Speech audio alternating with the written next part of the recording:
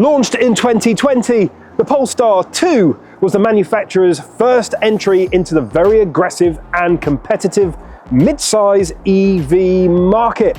Now, as the Polestar 2 reaches its mid-life and the imminent arrival of the Polestar 3 and 4, I want to take this chance to explore and have a bit of a deep dive on this Scandinavian EV.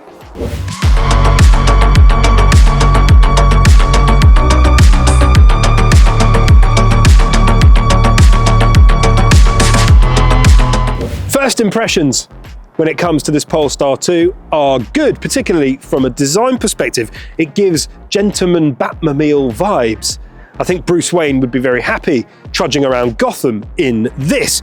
Starting at the front, we have the classic Thor's Hammer adaptive LED headlights. Very, very Volvo, obviously, but I don't think that it's a bad thing that it's made its way over to Polestar. And then as you head down the backside of the body, well, you get reminders of Polestar's racing heritage.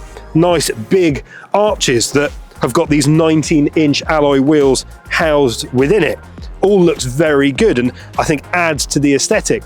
And it's a very comfortable ride, something we'll explore when we take it out on the road later. But it's not all about aggression. You've got these little frameless wing mirrors here that actually are a subtle hint to the design thinking from the teams at Polestar. And then it sweeps all the way to the back.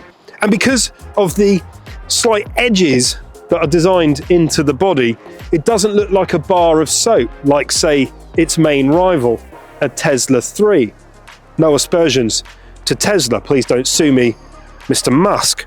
And then round the back, come round the back, Hammer.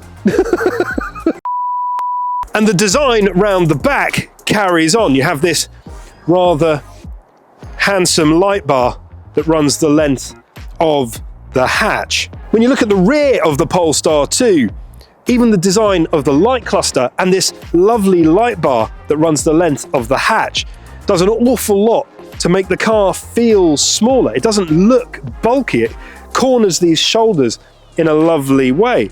Overall, it finishes a delightful design package that is the Polestar 2. I don't own one, but if I did, I'd be very happy to show it off. I might even frame it and put it in my study, because if I owned a Polestar, I'm probably an architect and have a study. Now, to those of you who aren't driving geeks, and I appreciate that's probably a lot of you, Polestar as a brand may have somewhat leapt out of the bushes at you overnight. Well, Polestar as an actual car brand has been around since the mid-90s. It was started as a racing team that would take Volvos, do some sort of engineering trickery and make them very fast. And very fast and compliant they were.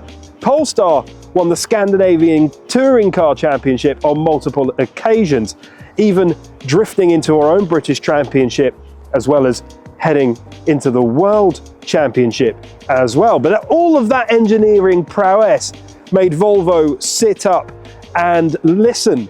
So during the mid-noughties, they started talking to the guys behind Polestar, and eventually they acquired the Polestar engineering team, the brand, and all of the know-how that went with it.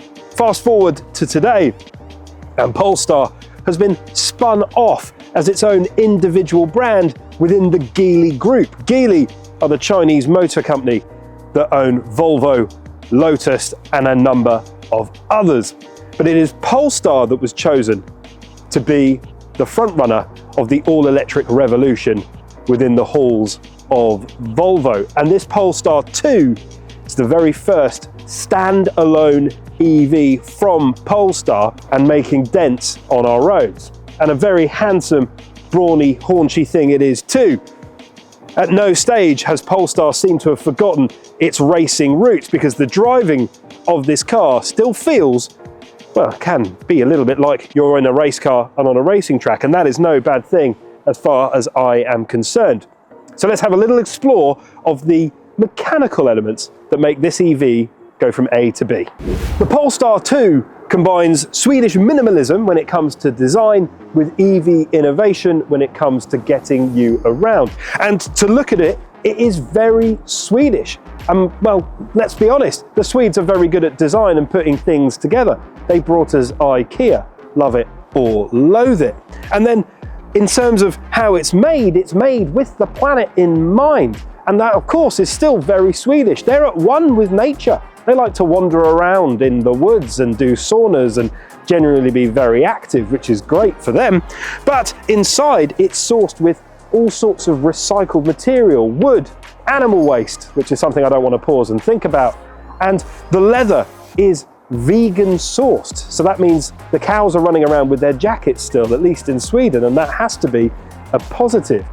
And then finally, EVs are environmentally friendly. At least that's the point. There's nothing horrible coming out of an exhaust pipe at the end. So this has got, this particular version at least, a single motor creating 270 horsepower, which is pretty nippy. The power goes through the back, so it's pretty sporty, and it'll get you 275 miles on a charge, but realistically, you're looking more like 210, but that's still not particularly bad, let's be honest. When it comes to charging, well, it's got a charging port at the back that looks a little bit like a petrol cap, so for those of you moving from traditional combustion engine into an EV, congratulations, the move isn't going to be that much of a change.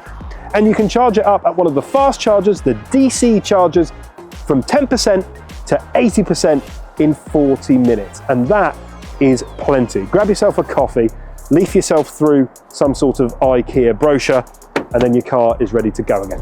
Cars in this segment are as much about practicality as they are about performance, and the Polestar 2 has got practicality coming out of the wazoo. So the boot, well, unlike its main rival, the Tesla 3, as you can see, are lined up behind me here. The boot opens up all the way, so you've got tons of room to get in and put your stuff in. There's 405 litres of space at the back, and if you want to put the back seats down, which you can flat, you get just over 1,000 litres worth of space. And there's a false floor here, so you've got a bit more room underneath if you want to put your cables for charging in there, or if you've got something precious that you want to hide, I don't know, a laptop or, you know, a small child or something like that. Disclaimer, don't put a small child under the false floor in the back of a Polestar 2. I feel like I shouldn't have to say that, but if you're listening, please just don't put your kid under there. But fundamentally, it's a very practical space. You do have a bit of a lip, so something to consider when you're putting stuff in the back, and you have very useful hooks if you want to pin your shopping to the back as well. Let me take you on a tour of the inside of this Polestar 2. So, first of all, I think it's important to note that ergonomically it has been designed ridiculously well. You do feel like you are strapped in to your own personal Polestar cocoon, and that is not a complaint. It's very nice. It's, as I said, materialistically all well sourced, so all the recycled wood and plastics and vegan sourced leather and all that feels very, very nice. In front of you, you've got an adaptive LED digital display. You can play with it so that it shows you what you feel is most important to you as you drive. The steering wheel, if you're coming from a Volvo, will feel very familiar, but you've got the Polestar logo in the middle. And talking of the Polestar logo, it has been littered liberally throughout the cabin, but not in a way that is overbearing. So you've got a little Polestar brand on your drive selector, and then up on the panoramic roof, there's actually a little glowing Polestar symbol that you can see reflected in the glass. That is primo design. Now, in the middle, you've got an 11.9-inch touchscreen display. It has been developed with Google Android in mind, and that's very good. I mean, it's plenty reactive. You can change the squares that make up the homepage to suit, again, what you want. Manage most of the car's vital functions through this. So you can change your steering feel, whether you want it standard, light, firm, sport mode, one pedal drive. So this has regen braking. At the moment it's on standard, and when we take it out on the road, you'll see it. When you take your foot off the accelerator, the car will just come to a stop. And while it's doing that, it regenerates its charge. Talking of charge, well, you control the charge through the center console. You can decide how much of the battery is recharged every time you plug in. Polestar recommend charging no more than to 90%. This keeps the battery as fresh as possible for as long as possible. I am of the 80% persuasion. You shouldn't really need more than that, and you tip it up to 100% if you know that you're going to go on a long journey. All of this, again, keeps those battery cells in perfect working order, as close to that as you can.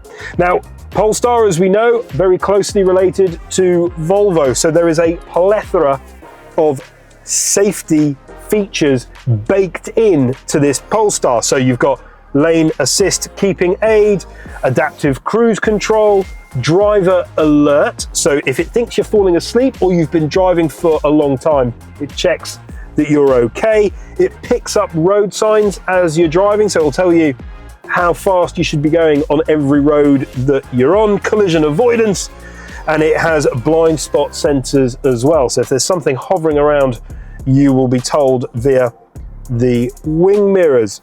Overall, it is incredibly smart and very, very comfortable. The seats are designed by back specialists, not by car designers. So ergonomically, it should keep your spine in tip-top shape. Of course, we have the panoramic roof flooding this cabin full of light, and that makes it comfortable for drivers and passengers alike. The Polestar is so luxurious and so full of technology that it's very hard for me to find anything I don't like about it. Whilst the interior of this Polestar 2 and the features make me very happy, there is one part of this cabin that doesn't tick all of my boxes, and it is the cup holder solution. So with the armrest in this position, you can't get to your cup holder. Minor annoyance, because you can just move it back. And revealed is a cup holder with adjustable grippy fingers, which means you can put different size cups or whatever you want in here. That's fine. But where does the second cup holder live? Well, you've got to open this up like so, and then revealed is a second cup holder. It's not the most perfect or elegant solution to having two cups in here, one for you and one for your passenger, because then your armrest cover is flopped backwards into your rear passenger area. And I just don't think that that's a particularly good finish or touch from what elsewhere is fantastic. But to make up for this design error, Polestar have done something very clever. So you open up your glove box, there is a little hook that folds out, stays out, and then when you close your glove box, you've got somewhere to hang your shopping, or you've got a takeaway or something, and that is very, very clever. As we buckle up to take this Polestar out on the road, worth noting the since 1959 on the seatbelt itself. And why, I hear you ask? Well, in 1959, Volvo invented what we would call the modern seatbelt. And instead of keeping it to themselves, they took the design and they shared it with the automotive industry for no other reason than to keep motorists safe. Now, if nothing underlines their commitment to safety, then I don't know what does. See you later, Amor. Out in the open road in this Polestar 2, what does it feel like to drive? Well, it is massively confidence boosting in these really, really comfortable seats. The position is fantastic. Your pedals are in front of you, and once you get used to the regen braking, which of course you can manage the strength of via the central console, it's actually quite a natural way to drive. So the power is coming through the rear wheels, which makes the steering really very direct. Actually, I would say it's very, very sporty. And because it's quite a wide car and you're on these 19-inch wheels, it's pretty poised, but it's not skittish. You do feel pretty well balanced on the road. As you go round corners, it's very poised.